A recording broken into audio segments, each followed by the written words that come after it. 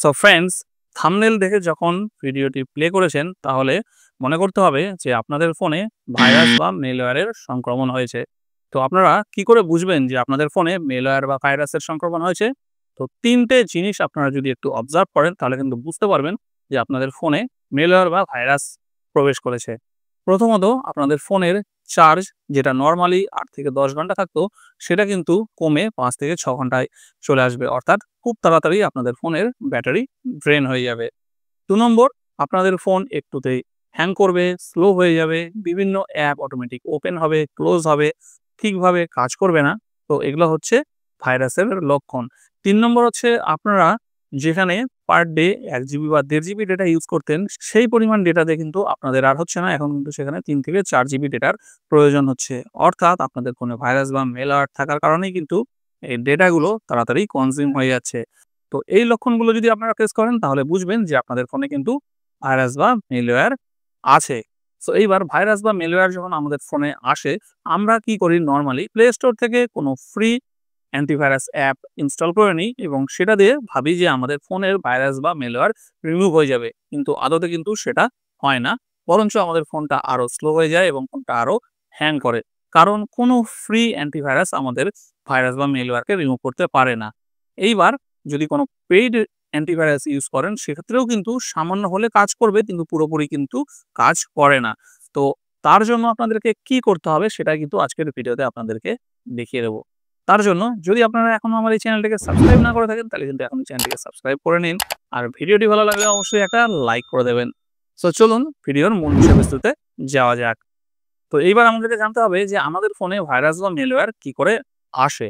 তো আমাদের ফোনে বিভিন্ন কারণে কিন্তু ভাইরাস বা মেলওয়্যার আসতে পারে। তার মধ্যে অন্যতম হচ্ছে যদি আপনারা কখনো কোনো আনপ্রোটেক্টেড ওয়েবসাইট থেকে কোনো এপিকে অ্যাপ ডাউনলোড বা ইনস্টল করে থাকেন, সেক্ষেত্রে কিন্তু আপনাদের ফোনে মেলওয়্যার বা ভাইরাস ঢুকে যেতে পারে। এবং আরও বিভিন্ন আনপ্রোটেক্টেড ওয়েবসাইট আছে যেসব ওয়েবসাইটে আপনারা যান এবং বিভিন্ন রকম পারমিশন বা কুকিজ অ্যালাউ করে দেন, তখন কিন্তু আপনাদের ফোনে এই ভাইরাস বা মেলওয়্যারগুলো কিন্তু ঢুকে যায়। আর সবচেয়ে ইম্পর্টেন্ট যেটা সেটা হচ্ছে বিভিন্ন রকম আনঅথরাইজড লিঙ্কে আপনারা ক্লিক করে দেন। বিভিন্ন সোশ্যাল মিডিয়াতে আপনাদের কাছে কোনো কেউ লিঙ্ক শেয়ার করলো, সেই লিঙ্কে ক্লিক করে দিলেন। সো এইসব লিঙ্কে যখন ক্লিক করেন তখন কিন্তু সেই সব লিঙ্কের মাধ্যমে আপনাদের ফোনে কিন্তু ভাইরাস বা মেলওয়্যার ঢুকে যায়। সেই জন্য এইসব কাজগুলো করা থেকে আপনারা বিরত যদি থাকেন তাহলে কিন্তু আপনাদের ফোনকে আপনারা প্রোটেক্ট করতে পারবেন। তারপরেও বিভিন্ন কারণে ভাইরাস বা মেলওয়্যারের এন্ট্রি হয়ে যায়। তো তার জন্য আমাদেরকে কয়েকটা জিনিস লক্ষ্য করতে হবে। তো কি করতে হবে আমাদেরকে? তো একটা জিনিস আপনাদেরকে অবজার্ভ করতে হবে যে যদি আপনারা কোনো অ্যাপ ইনস্টল করেছেন, তারপরেই যদি এইসব প্রবলেম আপনারা ফেস করেন, তাহলে কিন্তু আপনাদেরকে দেখতে হবে যে লাস্ট কোন অ্যাপটা ইনস্টল করেছেন যার পর থেকে এই সমস্যাগুলো আপনারা ফেস করছেন। যদি সেই অ্যাপটাকে আইডেন্টিফাই করতে পারেন তাহলে ইমিডিয়েট সেই অ্যাপটাকে কিন্তু আপনাদেরকে প্রপারলি আনইনস্টল করতে হবে। সেই অ্যাপটাকে আনইনস্টল করে দিলে কিন্তু আপনাদের সমস্যার সমাধান হয়ে যেতে পারে। এবং কোনো অ্যাপ কি করে প্রপারলি আনইনস্টল করে সেটা রিলেটেড ভিডিও কিন্তু আমার এই চ্যানেলে আছে এবং ডেসক্রিপশনে লিঙ্কও দিয়ে দেবো। আপনারা সেটা দেখে নিতে পারেন। কারণ শুধুমাত্র আনইনস্টলে ক্লিক করলেই কিন্তু কোনো অ্যাপ প্রপারলি আনইনস্টল হয়ে যায় না। সেই ভিডিওটা আপনারা চাইলে দেখে নিতে পারেন। এবং এইবার আসি মূল কথায় যে আর কি করে আমরা আমাদের ফোনের থাকা ভাইরাস বা মেলওয়্যারকে ডিটেক্ট করব এবং ডিলিট করব। তার জন্য আমাদেরকে কি করতে হবে? চলুন মোবাইলের স্ক্রিনে আপনাদেরকে দেখিয়ে দিই। সো তার জন্য আমাদেরকে আমাদের ফোনের যে প্লে স্টোর অ্যাপটা আছে সেটাকে ওপেন করে নিতে হবে। ওপেন করার পরে ডানদিকে উপরে যে আপনাদের প্রোফাইলের লোগোটা বা আইকনটা আছে সেখানে টাচ করবেন। টাচ করার পরে এখানে দেখুন একটা অপশন পেয়ে যাবেন প্লে প্রোটেক্ট। এই প্লে প্রোটেক্টে টাচ করবেন। প্লে প্রোটেক্টে টাচ করার পরে এরকম একটা ইন্টারফেস আসবে। আপনাদের যদি প্লে প্রোটেক্ট অ্যাক্টিভ করা থাকে তাহলে কিন্তু এখানে জাস্ট স্ক্যানে টাচ করবেন। স্ক্যানে টাচ করলে কিন্তু আপনাদের প্লে প্রোটেক্ট আপনাদের ফোনের সব অ্যাপগুলোকে কিন্তু স্ক্যান করে দেখে নেবে যে কোনো ভাইরাস বা মেলওয়্যার আছে কিনা। তার জন্য হয়তো কিছুক্ষণ টাইম লাগবে।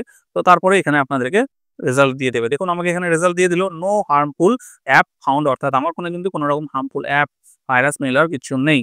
আর আপনাদের ফোনে যদি এই প্লে প্রোটেক্ট অ্যাক্টিভ না করা থাকে কি করবেন? এই ডান দিকে উপরে সেটিংস বা 3 ডট বিভিন্ন রকম অপশন থাকতে পারে, এখানে টাচ করবেন। টাচ করলে এই যে দুটো অপশন আমার অন করা আছে এই দুটো অপশন আপনাদের অফ থাকবে। এই দুটোকে আপনারা অন করে নেবেন। অন করে নিলে আপনাদের প্লে প্রোটেক্ট অন হয়ে যাবে। তারপরে আবার ব্যাক করে সেই স্ক্যানে টাচ করলে কিন্তু আপনারা আপনাদের ফোনের ভাইরাসকে চেক করে নিতে পারবেন এবং ভাইরাস যদি থাকে সেটা ডিটেক্ট করে সেটা কিন্তু এখান থেকে ডিলিট করে দিতে পারবেন। তো বন্ধুরা এইভাবে আপনাদের ফোনকে কিন্তু আপনারা প্রোটেক্ট করতে পারবেন। ঠিক আছে? এখান থেকে আমি হোম প্রেস করে ব্যাক করে চলে এলাম।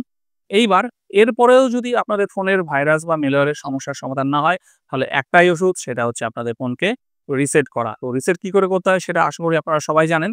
কিন্তু রিসেট করার আগে একটা জিনিস আপনাদেরকে খেয়াল রাখতে হবে, রিসেট করলে কিন্তু আপনাদের ফোনের সব ডেটা, ভিডিও সবকিছু কিন্তু ফটো ইরেজ হয়ে যাবে। সেই জন্য রিসেট করার আগে আপনাদের ফটো, ভিডিও, ডেটা অন্য জায়গায় ট্রান্সফার করে নেবেন। তারপরে কিন্তু রিসেটটা করবেন। তো এইভাবে আপনারা আপনাদের ফোনটাকে কিন্তু প্রোটেক্ট করতে পারবেন এবং ভাইরাস থেকে বাঁচাতে পারবেন। সো ফ্রেন্ডস, আই হোপ ভিডিওটা আপনাদের একটু হলেও কাজে লাগবে। ভিডিওটি যদি ভালো লেগে থাকে তাহলে অবশ্যই একটা লাইক করবেন এবং এইরকম ভালো, ভালো ভিডিও দেখার জন্য চ্যানেলটিকে কিন্তু সাবস্ক্রাইব করে নেবেন। ততদিন ভালো থাকবেন। দেখা হচ্ছে পরের একটা নতুন ভিডিওতে।